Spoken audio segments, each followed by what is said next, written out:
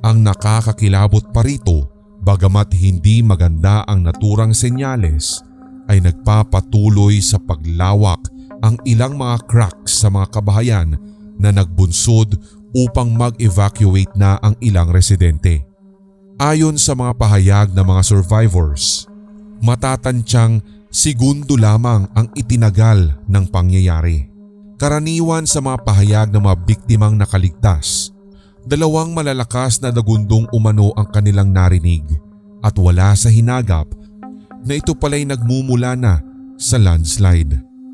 Labis ang pagkabaon sa putik, lalong-lalo na ang mga nasa ibabang bahagi ng subdibisyon na ayon sa mga ulat ay kasalukuyan na rin sanang nag-aayos upang makapag-evacuate.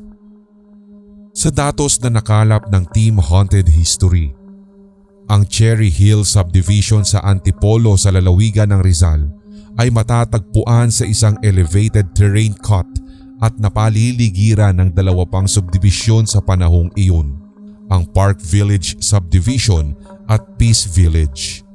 Sa pag-aaral ng mga eksperto, tinatayang 5 ektaryang lupain ang nasasakupan ng Cherry Hill Subdivision na kung saan halos lahat ng kalsada sa loob nito ay sementado.